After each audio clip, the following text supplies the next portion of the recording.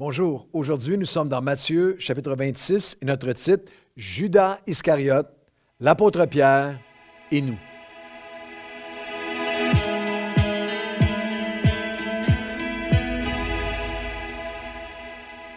Bonjour à tous et bienvenue à votre café matinal. Nous sommes dans le chapitre 26 de l'Évangile de Matthieu et vous comprenez bien que nous sommes dans les chapitres de Gethsémani, la crucifixion, la résurrection et notre formule est un message d'un quart d'heure par chapitre. Alors c'est tout un défi parce que ces chapitres sont immenses. J'ai déjà fait une série de 8 messages sur Matthieu chapitre 26, mais il y a une pensée aujourd'hui sur laquelle j'aimerais focaliser sur les personnes plutôt que les événements que nous avons beaucoup détaillés, qui nous émerveillent, qui ne cessent jamais de nous parler, de nous émerveiller, à lequel on doit revenir à la croix. Mais la Bible est particulière et magnifique, elle est extraordinaire, elle est unique en fait, aux antipodes des écrits anciens et historiques, parce que les héros de la Bible sont souvent des zéros.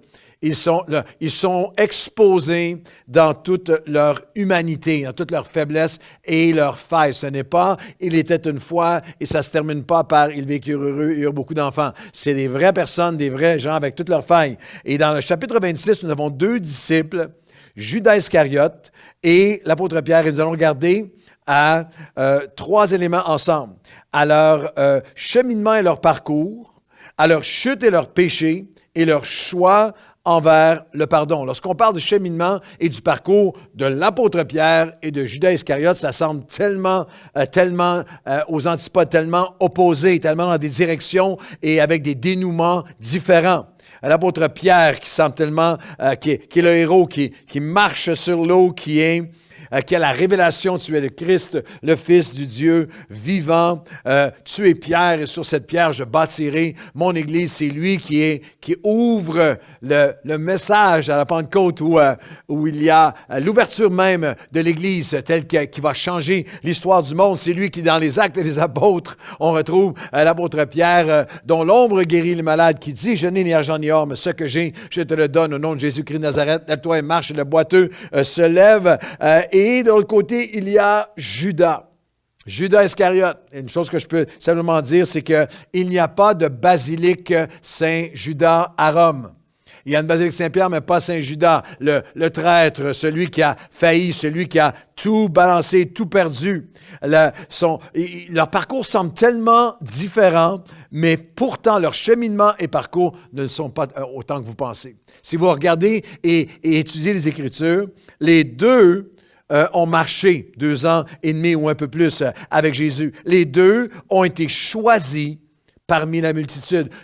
Les 2 ont été choisis parmi les 70. Les 2 ont fait partie des 12 disciples qui sont nommés dans les évangiles. Judas et Pierre, dans Matthieu 10 par exemple. Les 2 ont reçu du Seigneur le pouvoir pour accomplir sa mission. Il donna à ses apôtres le pouvoir. Les deux font partie du cercle très, très particulier que les évangiles appellent ces 12, les 12 de Jésus.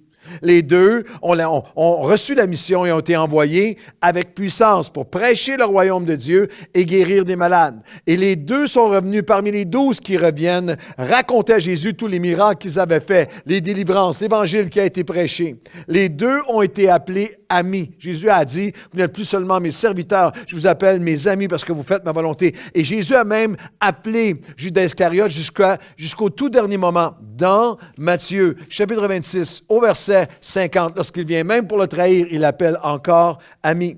Les 2 ont ce parcours et lorsqu'on regarde à leur chute et leur péché, les 2 ont péché.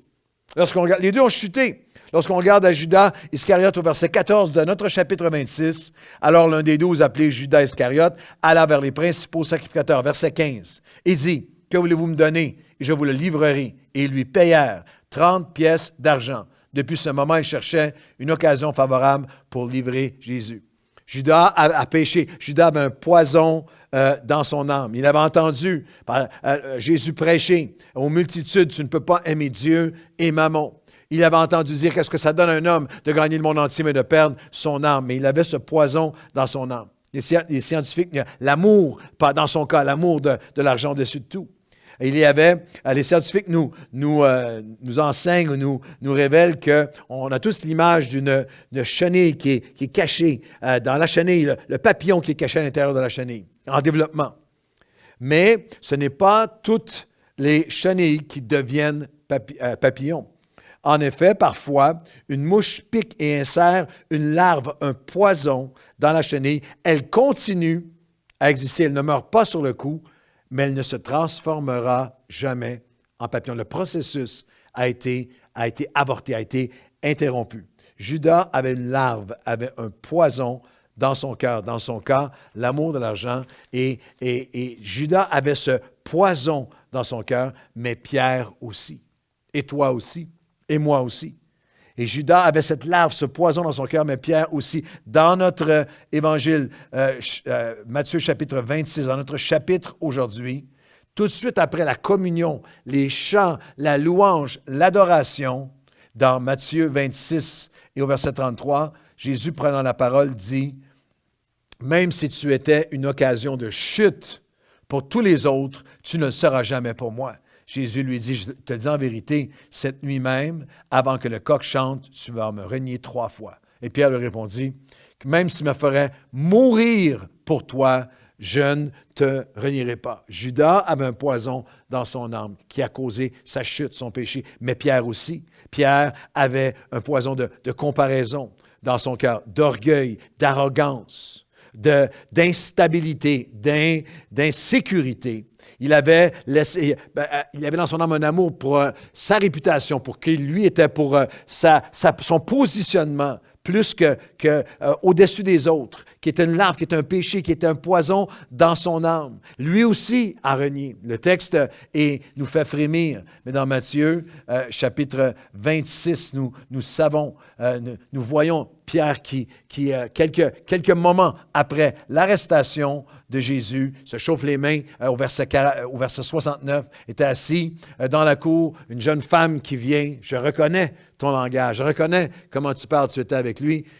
Le nie une première fois, le nie une seconde fois, se met à faire des imprécations. Le mot grec parle de blasphème pour prouver qu'il n'appartient pas à Jésus. Et alors qu'il le renie et que le coq chante tel que Jésus l'avait vu prophétiquement, il y a des autres évangiles nous complètent le terrifiant portrait où Pierre, le regard de Pierre, croise celui de Jésus, qui est sous arrestation. Et la Bible nous dit que Pierre pleura amèrement. Et à chaque fois qu'il y pensait, il pleurait amèrement. Les deux, leur parcours, pas si différent l'un de l'autre. Leur chute et leur péché. Les deux avaient un poison dans Judas avait une larve dans son cœur, avait un poison. Pierre aussi, et moi aussi, et toi aussi. Et pourtant, leur ultime dénouement va être tellement différent. Judas connaîtra la pire mort et Pierre aura le plus grand ministère.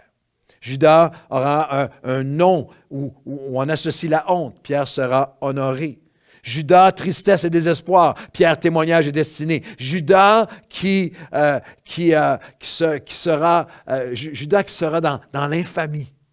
Pierre qui aura un impact et une influence pour le royaume de Dieu. Judas qui a vendu Jésus. Pierre qui a vécu pour Jésus. Judas qui a tout perdu. Pierre qui est propulsé. Et la différence entre les deux. Judas, Pierre et moi. Les deux leur parcours, les deux leurs péchés, les deux leurs chutes, les deux qui ont bousillé tout. Et la différence entre les deux dénouements va être dans leur choix envers le pardon. Dans leur choix envers le pardon. Pierre a pleuré amèrement. Mais lorsqu'on se retrouve ensemble, on sait que Judas a eu ce moment de remords. Au chapitre 27, juste le verset suivant, on nous dit qu'il est retourné. Il est allé retourner les pièces d'argent. Il a dit, j'ai péché, j'ai livré le sang innocent. Et eux lui répondirent qu'est-ce que ça nous importe? Cela te regarde. Et Judas jeta les pièces d'argent dans le temple, se retira et alla se pendre. Et là, Pierre, lui, a pleuré amèrement à chaque fois qu'il y pensait. Et dans Jean 21, le Christ ressuscité leur apparaît. Et alors ils ont péché toute la nuit, ils n'ont rien pris. Au Jean 21, au verset 7, alors Jean dit à Pierre, « Qu'est-ce que tu as fait? » Il dit, « Je n'ai rien pris. » Et alors qu'ils ont péché toute la nuit, ils n'ont rien pris. Au Jean 21, au verset 7, alors Jean dit à Pierre, « Qu'est-ce que tu as fait? » Il dit, « Je n'ai rien pris. » Et alors Jean dit à Pierre, c'est le Seigneur. Pierre, le Seigneur Jésus leur a dit, jetez vos filets de l'autre côté. Ils le jetèrent donc, ils ne pouvaient plus le retirer à cause de la grande quantité des poissons. Alors le disciple que Jésus aimait, Jean, dit à Pierre, c'est le Seigneur. Et Simon-Pierre, dès qu'il a entendu que c'était le Seigneur, mit son vêtement et se jeta à la mer. La différence entre les deux est que Pierre a reçu le pardon de Dieu, a accepté le pardon de Jésus. La différence, leur choix envers le pardon offert. Lorsque l'ange a apparu aux femmes le dimanche matin de la résurrection, il a dit, allez annoncer que Jésus est ressuscité. Allez le dire aux disciples et à Pierre. Pierre et Judas avaient entendu pendant tout le ministère Jésus enseignait son pardon, 7 fois jusqu'à 70. Rien ne peut nous séparer. Le pardon qu'il avait, son pardon infini qu'il avait offert. Et c'est même percutant que Judas avait été sous l'influence de Satan lui-même. Satan avait mis dans son cœur. Et Pierre a été sous l'influence de Satan aussi, où Jésus a dû lui dire à un moment, arrière de moi, Satan, tu es sous l'influence, tu ne sais pas sous quelle influence tu es. Judas, Pierre, vous et moi, pas si différents. Mais la différence va être comment vas-tu recevoir. Est-ce que tu vas accepter, recevoir le pardon, quel que soit ce qui est arrivé, quel que soit ce qui a été bousillé, quel que soit ce que tu crois qui est perdu. Pierre reçoit le pardon et 50 jours plus tard, c'est lui qui prêche le jour de la Pentecôte et qui annonce l'Évangile qui va changer l'histoire du monde. Dieu a encore un futur pour toi. Il a encore un futur pour tes bien-aimés, pour quelqu'un près de toi. Le message de Matthieu 26, de Judas, de Pierre, de moi, quel que soit le cheminement, la chute ou le péché, c'est comment je vais réagir à son pardon. Comment est-ce que je vais recevoir, refuser, résister ou recevoir son pardon. Seigneur, si quelqu'un a besoin, aujourd'hui, au son de ma voix, de recevoir ton pardon, qui a été sous condamnation, qui pense que c'est trop tard, qui pense que ça a été trop loin, ou quelqu'un près de toi que tu dis, lui, il est maintenant trop loin, c'est trop tard, il a trop fait, il avait eu tellement de choses, tellement de chances, et il s'en est tellement éloigné. Avec douleur dans ton âme, tu penses à toi-même ou à quelqu'un près de toi comme un Judas. Rappelle-toi aujourd'hui, Seigneur, rappelle-nous aujourd'hui.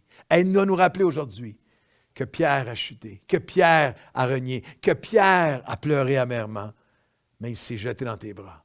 C'est le Seigneur.